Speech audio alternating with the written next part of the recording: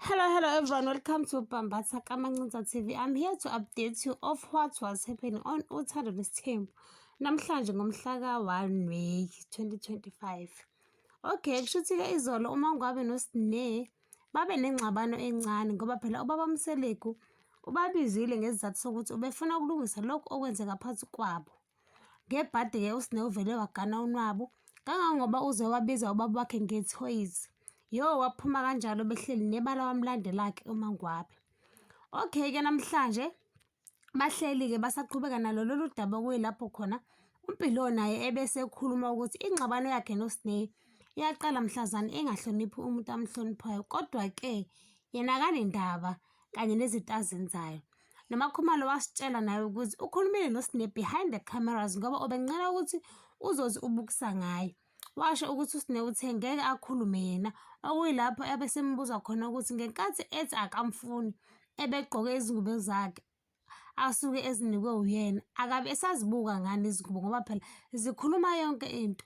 Okuthiwa okuyilapho ephendule khona uSine ukuthi ngoba esuke emnika izingubo usuke elindele ukuthi zikhulume vele, kodwa-ke uMakhumalo ukhombise ukuthi akanankinga yena kanye benoMangwabi. Waze washo uMangwabi ukuthi ubonga i-efforts kababa uMseleku ukuthi ubabizile noma kungaphumelelanga.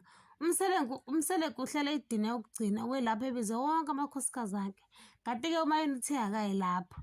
Akumphathanga kahle ngoba uze wathi uzoqala khona kaMayeni ayombuza ukuthi ayingayi kwidina. Wabese esho-ke bakithi uShubasa ukuthi akayi ngoba kuzophinda kuthiwe udelusional, so ayiqhubeke idina khona engekho. Washo uMseleku bakithi ukuthi usekhathele lesi sizathu saMayeni angafuni ukusidlulisa kwaba nhlangazimuka nomoya. Ebuza uMayeni ukuthi kanti le dina ingayi yini, kuhlezi kwenziwa amadina bengabikho abanye, kodwa if sekuyena sekuyi-big issue.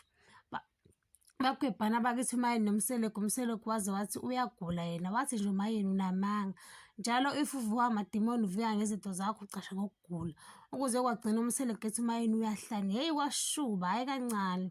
Ngiyayibamba lana, ungakhohlwa ukucinza notification bell no-subscribe noma ushiye umbono wakho. Bye, happy Workers' Day.